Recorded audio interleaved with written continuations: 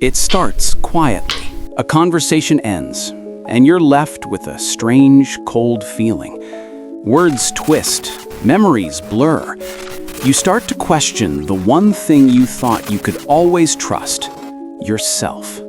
This isn't madness. This is a weapon. It's called gaslighting. And today, we're cutting the strings.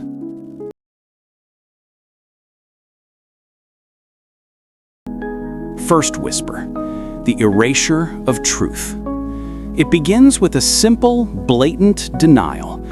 You clearly remember them saying they would call it 8, but when you ask, the answer is cold and certain. I never said that. You must be misremembering. Or worse, you're always making things up. It's not just a lie, it's a direct assault on your memory, your internal record keeper. It's designed to plant a tiny, poisonous seed of doubt. Suddenly, your own mind becomes an unreliable witness. Your memory is put on trial, and they are the judge. This is the first crack in the foundation of your reality. Second whisper, the question of sanity. When simple denial isn't enough, they escalate.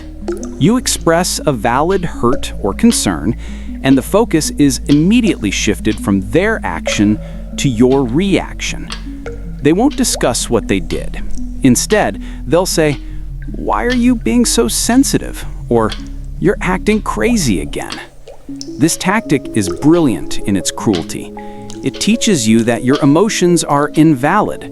Your reactions are the problem. You begin to police yourself, afraid to feel too much. Your reality begins to warp, bending to fit their narrative. You start believing that perhaps you really are the crazy one. The third whisper, the poisoned arrow. In moments of intimacy, you shared your vulnerabilities, your fears, your deepest insecurities. You gave them a map to your heart. Now, in the heat of an argument, they use that map against you. The very things you confided in them are twisted into weapons. No wonder you feel that way. You've always been insecure about that. It's a devastating blow, a profound betrayal of trust. It teaches you a terrible lesson. Vulnerability is not safe. The deepest cuts are inflicted with the weapons you unknowingly handed them yourself. The fourth whisper, the silent wall. They begin to plant seeds of distrust about the people closest to you. Your friend never really liked me, or your family is trying to turn you against me. Slowly, methodically, they isolate you. Every external voice that could offer perspective is framed as a threat. Eventually, they become your sole source of truth, your only confidant. You are on an island, surrounded by a fog of their making, and the population is just 2. The fifth whisper, the minimized pain. Your feelings, no matter how valid, are consistently downplayed and dismissed. "It was just a joke. Can't you take a joke?" Or, "You're making a mountain out of a molehill." Your hurricane of emotions is belittled, shrunk down to fit into their narrative of you being dramatic. Your legitimate pain is repackaged as a personal flaw, a character defect.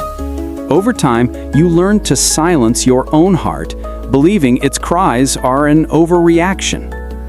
The sixth whisper, the twisted responsibility. This is the masterstroke of manipulation. Their anger, their mistakes, their cruelty. Somehow, it all becomes your fault. "I wouldn't have gotten so angry if you hadn't," or "Look what you made me do." The responsibility is expertly deflected onto you. They are never accountable. You become the perpetual cause of their bad behavior, trapped in a suffocating cycle of guilt and apology for things you never did. The final whisper, the false kindness. After days of tension and cruelty, they suddenly become the charming person you first fell for. They bring flowers, offer praise, create a beautiful, perfect moment. This is the most confusing, addictive part. This intermittent reinforcement creates a powerful, trauma-based bond. You cling to these moments hoping they will last. But this small glimmer of hope is not a sign of change. It's the bait that resets the trap, pulling you back in, deeper and more entangled than ever before. But a whisper, no matter how constant, cannot silence the truth forever. Deep down, beneath the layers of confusion and doubt, your intuition has been screaming. That knot in your stomach, that feeling of walking on eggshells, that is not weakness. That is your primal alarm system. It's time to listen. Forge your own anchor to reality. Write it down. Not for them, but for you. Save the texts. Date the conversations. When your memory is under attack, this journal becomes your unshakable proof. It is the external hard drive for your sanity, a place where their editing cannot reach. And then, the final, bravest step. Cut the strings. This is not admitting defeat. It is declaring victory. Break the isolation they so carefully constructed. Talk to a friend who remembers the you before all this. Seek a therapist who can hand you the scissors. You are not a puppet. You are the one holding the power to end the show. Recognizing the invisible cage is the first step to freedom. Your reality is yours to define.